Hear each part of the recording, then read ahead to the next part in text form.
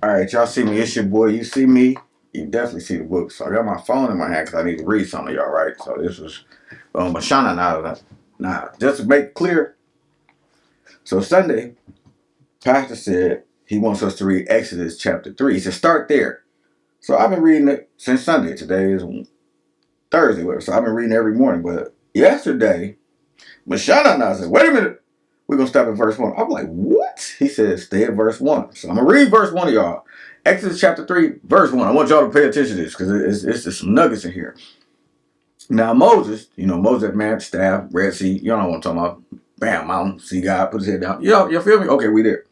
Now, Moses kept the flock of Jethro, his father-in-law, the priest of Midian, somebody who's also connected to God.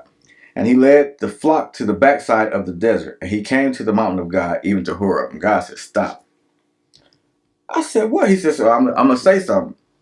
It didn't say what type of flock, but in those times, 90% of the time, from what I know, just reading the Bible, being adamant about it, it was sheep. 90% of the time, don't get me wrong, they had oxen and cattle and this and that, but a lot of the flock that they had were sheep. So he said, I want you to find a little something. So I found this out yesterday about a person who decided to try to be like, not a sheep herder, but learn how to lead sheep. This is what he said. I just want to read this one part to you. He said, over the next few weeks, he found that sheep were not at all what he had been led to believe. See, let's stop right there. We hear the things in the Bible like sheep led to the slaughter and like they're dumb, they're unconscious animals, they're just ignorant. Actually, they not.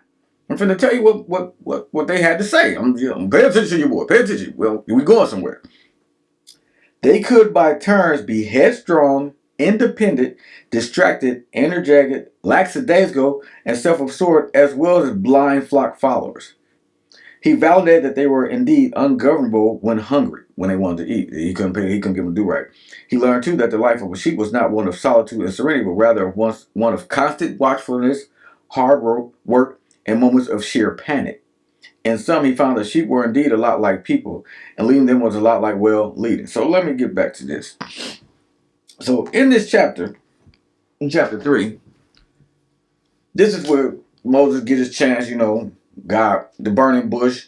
He like, what is that? So he walked with the flock, like, let me go check this out. Like, the bush ain't being consumed, but, it's on fire. It's your boy. I'm trying to understand what's going on. The thing was, when God called him, he told me, I want you to lead your people out of Israel. Now, one other part I didn't read in that story about the sheep, I want to make sure I elaborate this. They said they did this over a course of a decade. So he wants y'all to see something. I want y'all to see this. Moses been shepherding them sheep or that flock for a long time.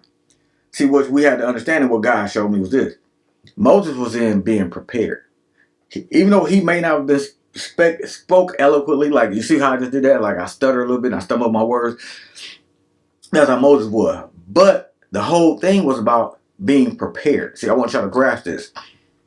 He had to learn how to lead them sheep because them sheep were just like them same people in Israel. Y'all heard what I just read? Headstrong, lackadaisical, independent, stubborn. Hold on, let me find the other couple things. I want to make sure I say this correctly. So it's headstrong, independent, distracted, energetic, lackadaisical, and self-absorbed. So he had to deal with these animals. But the thing was, God was preparing them for to deal with the children of Israel because they were headstrong, lackadaisical, energetic, self-absorbed, lackadaisical, stubborn. They were all this. These are the same temperaments he was gonna have to deal with it. And you got to realize, I don't know how many was in the flock. It might be 50, it might be 100. I don't know. But you got to realize when he was leading these people out of Israel, there was 1,000,000 people. So just imagine he had to learn how to deal with a small flock before he could deal with a big flock. Y'all, I hope y'all follow me. I hope y'all on the same page with me. What I'm saying is, you're doing something right now. Y'all weren't ready for this. Y'all weren't ready. I know y'all weren't ready. You're doing something right now that you're being prepared for. See, the place that he's about to thrust you into, and you wonder why am I working this job, or why I'm around these people, or why I'm engaging with these people, because you're being prepared for the bigger venue that he has for you. Did y'all just hear that? Oh my shanana. Oh my y'all didn't listen. I'm gonna say that one more time. I'm going to grab I put my book down. I want y'all, I have my book in my hand. So he's preparing you for the bigger venue he's going to take you into. So now listen, I want you to truly, this one right here, let me screw in a little close. This one right here, right here, what I just told y'all, and the stuff with this book, what I just said about being prepared is what's going on in your life right now. So you're going to a place that's going to broaden your horizon, you and your adventure, and everything around you is going to expand. But you have to be able to maintain and understand and lead. You might be number two, because remember, Jethro left him in charge. Moses was actually number two, but he still was in charge. I want y'all to catch that. So I want you to think about that and always let that sink in. It's your boy. Peace.